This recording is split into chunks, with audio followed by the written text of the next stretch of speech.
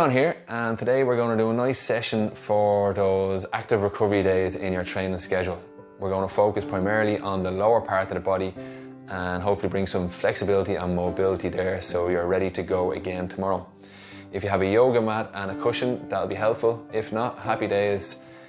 Just get yourself a bit of space and we'll begin. Okay, so we're going to get into the calves, the quads, the hamstrings, the Achilles, the heels, the feet. So all those areas that we get a lot of tightness and tension and pain now.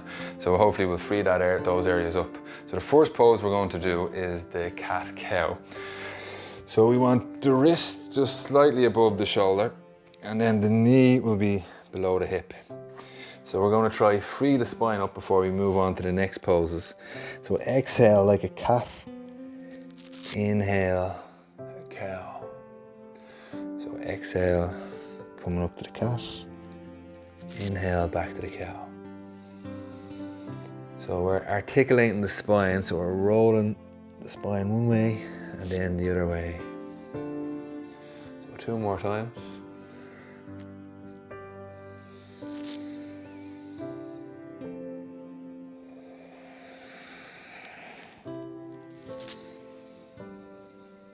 And then we're going to look back over one shoulder and then the other shoulder and get into the side of the body while bringing a bit more movement into the spine as well.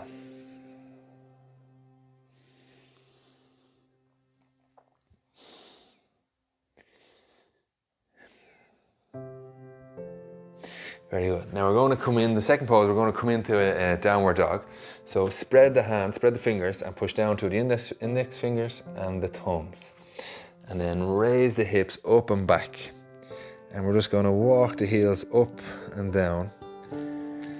We're going to stretch into the calves, the hamstrings, the Achilles especially. Push the floor away from you, push the hips up and back. Now, bend the knees and try to make your back as straight and as long as possible. So pushing the floor away from you. Now, coming up onto the toes, push your hips back, and that space between your stomach and your quad, try and maintain that space, the exact space, while you bring the heels down. So you might really feel that now in the calves, the Achilles, around the ankle joints. So remember, pushing down through the fingertips, index fingers and the thumbs especially. And then coming down. Okay, so the third pose we're going to do is called the runner's pose. Runner's pose. So we want the ankle underneath the knee and then the back leg at an angle. Now we can come down here, but we'll probably stay up here I think for this one. So slightly coming forward, and we're going to get a nice stretch in on that hip flexor and the quad and slightly into the groin.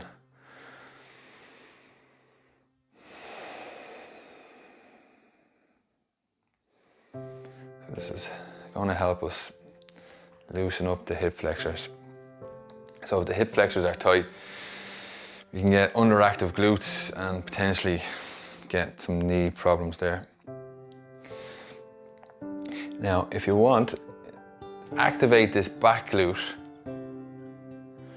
and to see if that has an effect on the stretch. And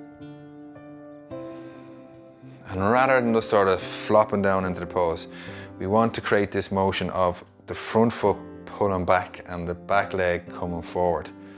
So it's kind of maintaining an integrity in our pose.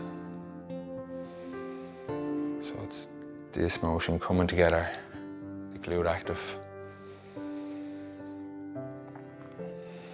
So we'll stay here for another 3 or 4 breaths.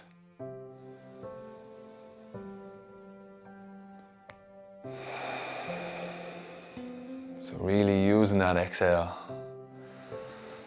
to help us settle ourselves into the pose.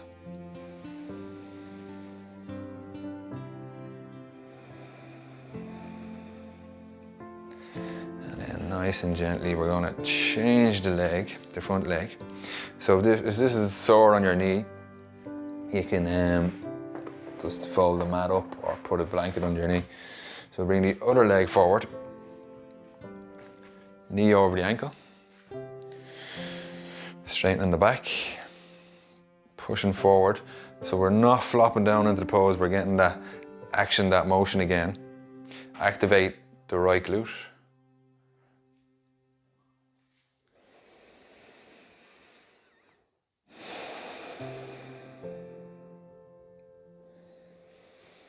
A nice 10 or so breaths more here.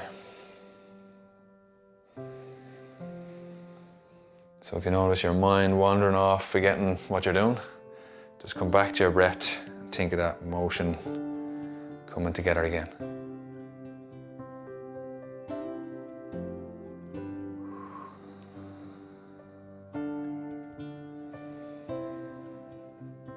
So very important. Stretch if you're doing lots of running.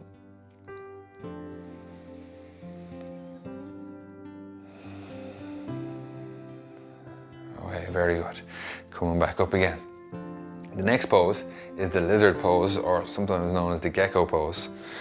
So for this one, you could use a block or a brick or a cushion. Let's bring this cushion in. So like the runner pose, but we're going to bring the hands on the inside of the leg, the front leg. We're going to straighten the back. And now for most of us, a lot of us, this will be enough. Maybe after a while you may be able to go down onto your elbow. Maybe after a while you may be able to go down onto your elbows. But definitely for me at the moment, that's probably too much. So we want to get that comfort between what's challenging, right? That sweet spot between what's challenging and what's comfortable. So if it's uncomfortable, then you need to back off. So less is more.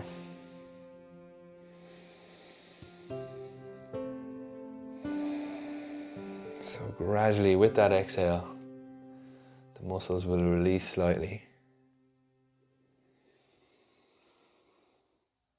So this pose, it's great for opening the hips, getting a lovely stretch in the quad and the groin, the inner hamstring. You might feel that there.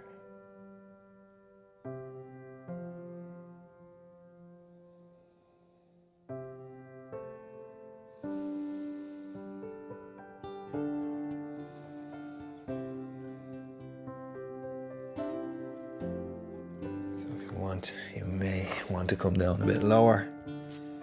But for me, that's just too much at the moment. So listen to your own body, whatever is sweet for you. And then gently coming back, and we're going to bring the other leg forward.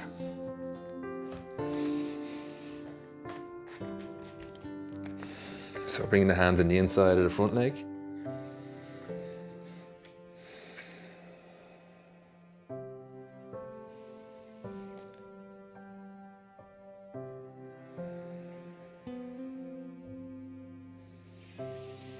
So it's a slow, deep stretch. You can actually alleviate some pain around here, release tension, prevent injury.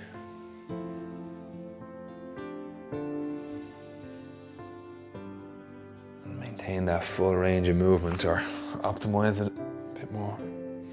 And if you want, you can come down onto the heel, onto your elbows. You can even put a brick or a cushion under you if you want to find yourself halfway there.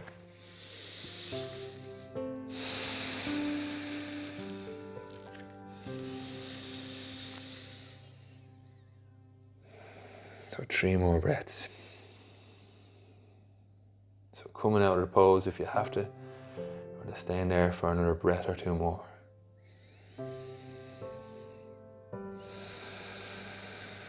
And then back up. Lovely. So the next pose we're going to do is the pigeon pose.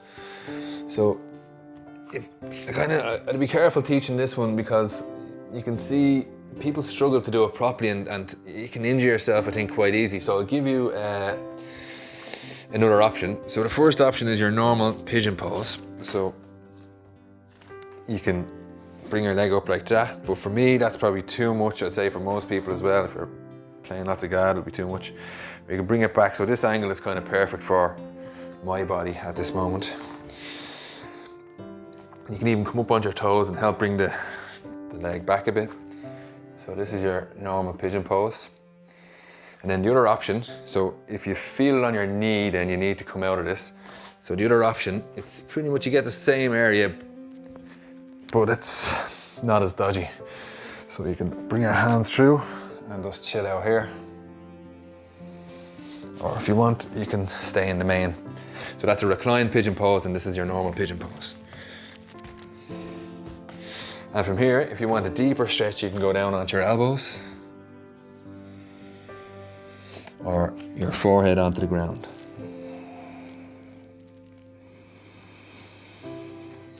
So not going too deep too quickly, so you want to stay where it's comfortable but slightly challenging.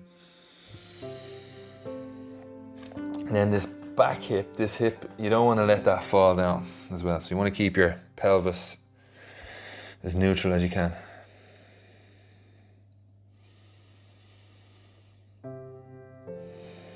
So this is a great pose for those tight hips.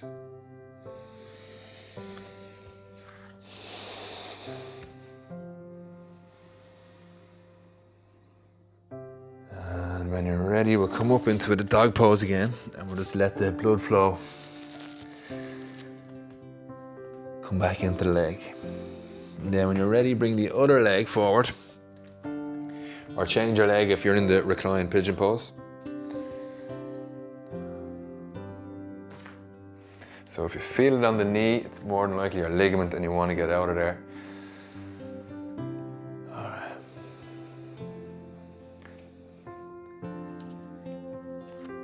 So this is a lovely stretch as well to get that IT band, that connective tissue going from the hip down to your shin.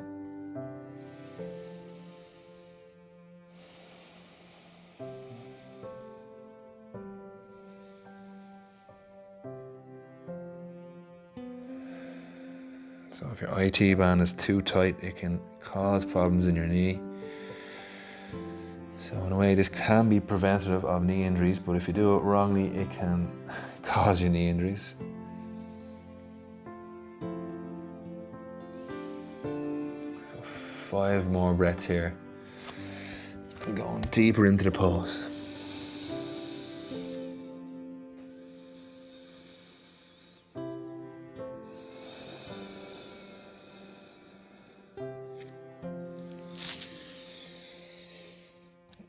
Lovely stuff coming back up.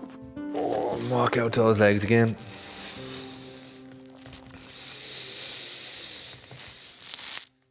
And coming down. No way. Now the next pose. So this is called the hero pose.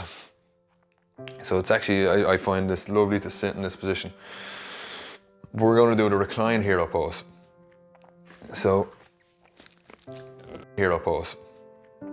So you'll hear people saying that you shouldn't go any further, you shouldn't go recline, go back, unless your backside is actually touching the floor. So sometimes if I'm not warmed up, it takes a few breaths for my backside to come down, or you have a choice of using a cushion, and that way you have that support underneath. Okay, so whatever's comfortable. And then coming back onto the elbows, right? So if you had a tough session there yesterday, you might feel your quads screaming at you. But this is a lovely, lovely stretch for the quads. Deep stretch, getting the hips and the abs. The psoas, your deep hip flexors.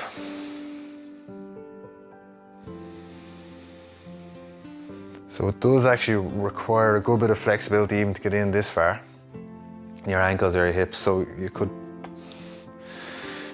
put a blanket underneath your ankles if it helps. And if you're ready, you could come back onto your back or just stay where you are. And here, if you're coming into this position, you can with your exhale, pull your belly button down.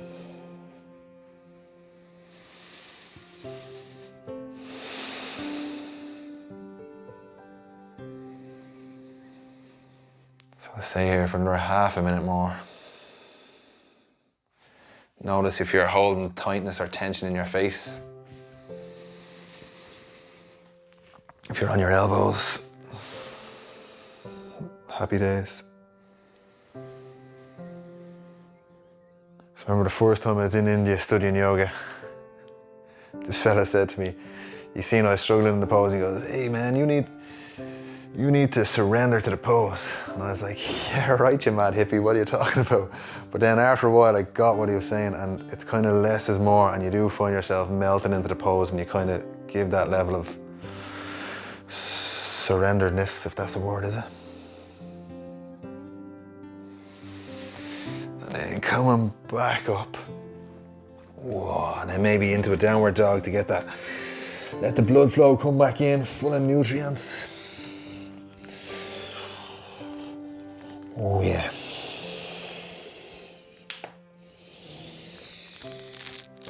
Now the next pose we're going to do is the squat or malasana or Garland Pose. So some people, you'll definitely find some people, the heels don't touch and they don't have to come down. If you widen your stance, it can help bring the heels down, but they don't have to come down, just that's the direction they're going.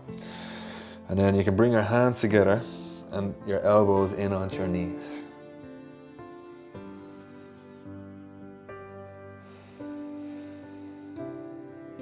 So breathing gently into this pose.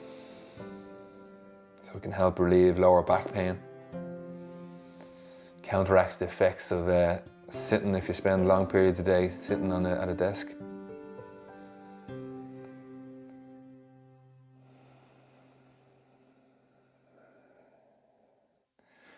So it brings a bit of flexibility into your back, the thoracic spine, the midsection of your spine. So you lift your chest.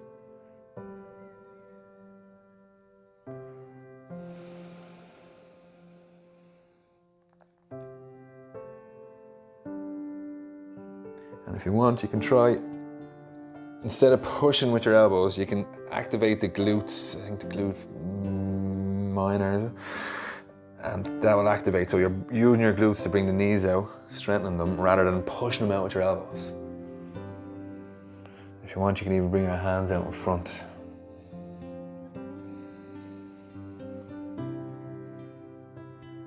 So Westerners struggle in this pose, but like if you in India, you just see people, they just chill out. They're chilling out in the street, they're eating, they're hanging out with their buddies, their family, just in this position. But obviously, we don't have that social experience. Nice. And then coming out of that, the next one, I love this one. It's the toe squat or the Thunderbolt Pose. So with your toes tucked under, and even if you want, actually we could all do this, you can just help us warm those muscles up. You can do this a few times.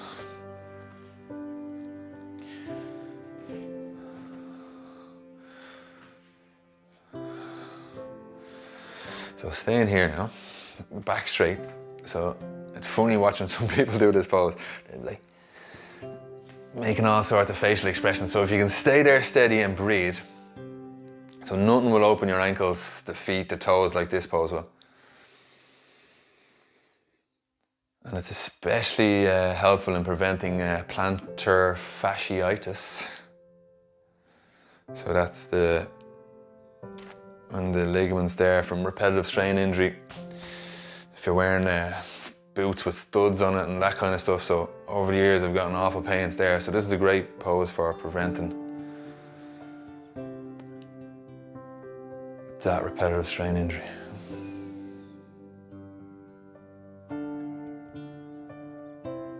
It's also a good pose to practice bringing a stillness in a pose or a position that's quite uncomfortable or can be uncomfortable. So you're creating that stillness but maintaining the edge that's there.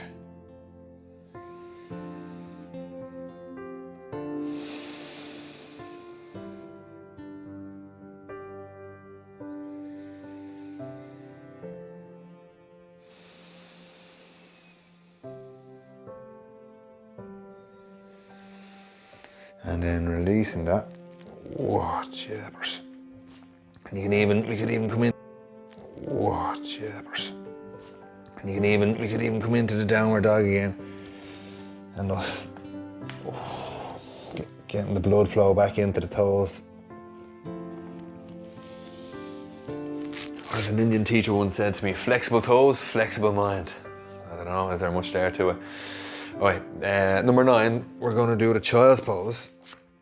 So I do notice that, I don't know, like, to give you a figure, 1 in 10 or something, people, they have their ankles kind of, they come up and it can be quite painful for them. So you can get it, like even a jumper, a blanket or a cushion.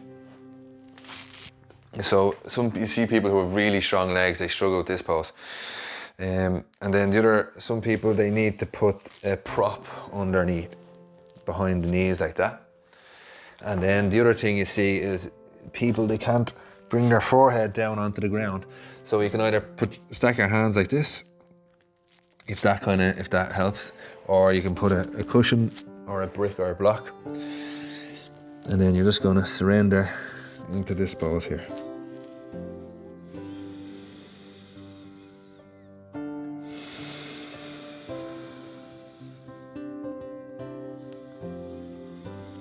So the exhale really is, it's your ally here to settle into the pose. So it's meant to be comfortable, it's meant to be gentle.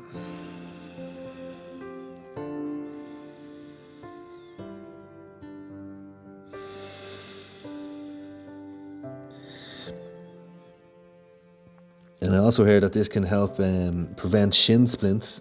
So anyone who has shin splints, you know all about how uncomfortable that can be.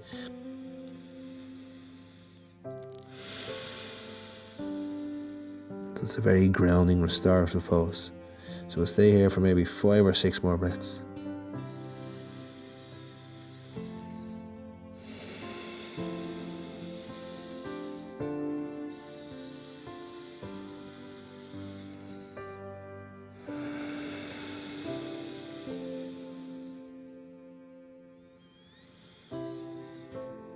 So allowing the body to settle down with that exhale.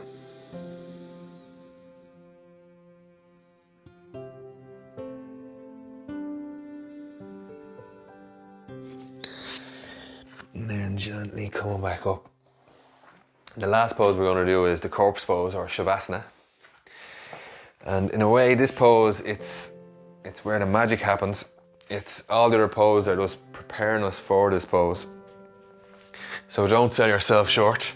You have a choice. You can you like cushions behind your knees. That can add to giving you a lovely experience.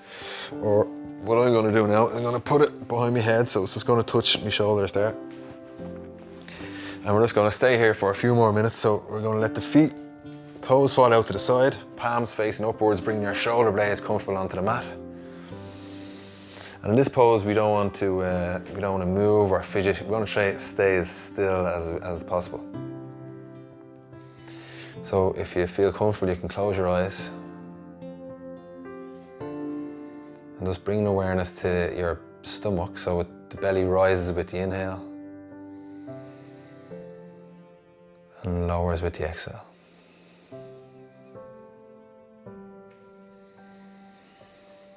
So a few more times, just following the belly rising and lowering.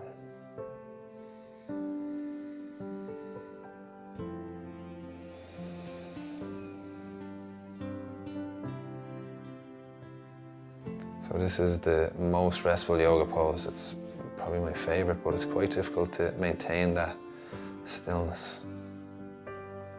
Now we're going to bring awareness to the back body, so the parts of the body that are connecting with the floor or the mat. So the backs of the legs, back of the arms, the upper back, the back of the head, the buttocks.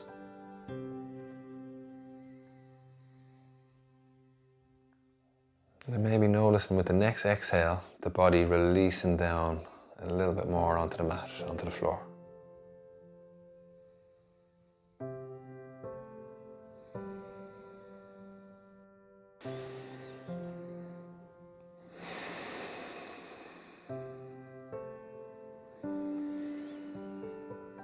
Now bringing your awareness down into the legs, to the toes, the soles of the feet, the ankles, the calves, the knees,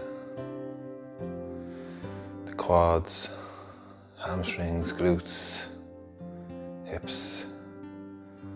So all those areas we've just worked on.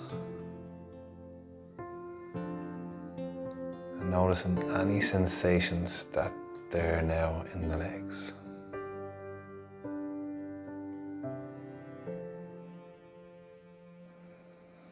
Maybe noticing any tingliness, any numbness, or even noticing a lack of sensations.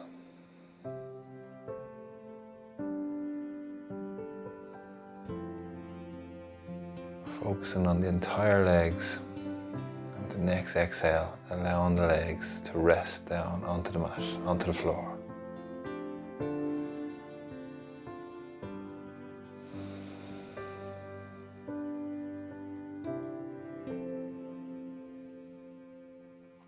Moving the awareness up into the arms and the hands, noticing sensations around the fingertips, thumbs, wrists, back of the hands, palms, elbows and shoulders.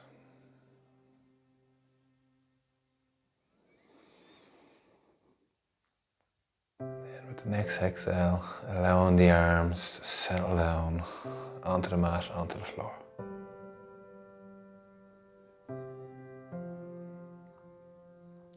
And bringing awareness to the abdominal muscles, the ribs, the intercostal muscles, the chest, and the lower back, upper back, middle back, and the entire spine from the pelvis all the way up to the back of the head.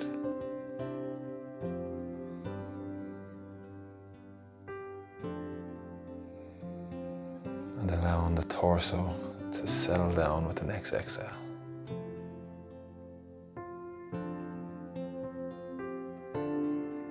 And moving up to the chin, the jaw, and noticing any tightness or softness that may be in and around the jaw.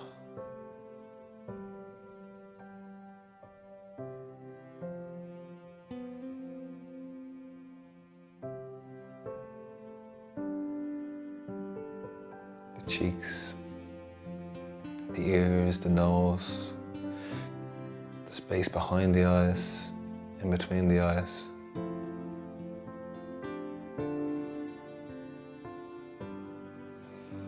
The forehead, the back of the head, and the crown of the head.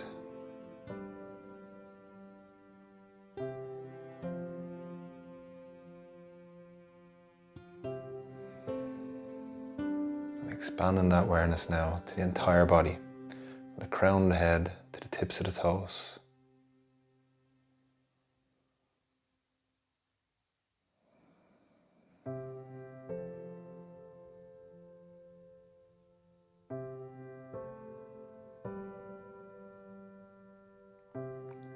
The entire body, legs, arms, torso,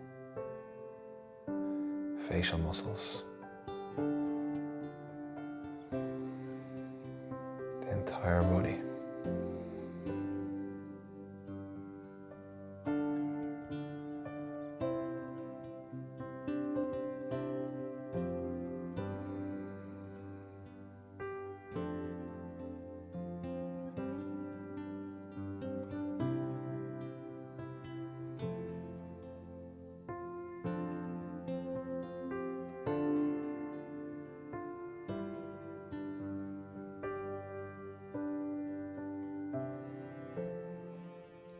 And then when you're ready, you can bring the legs in towards the chest.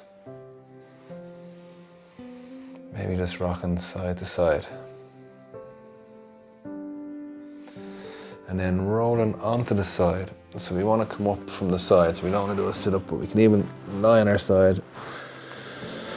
Take a nice deep breath. And then using the top hand, Push yourself up.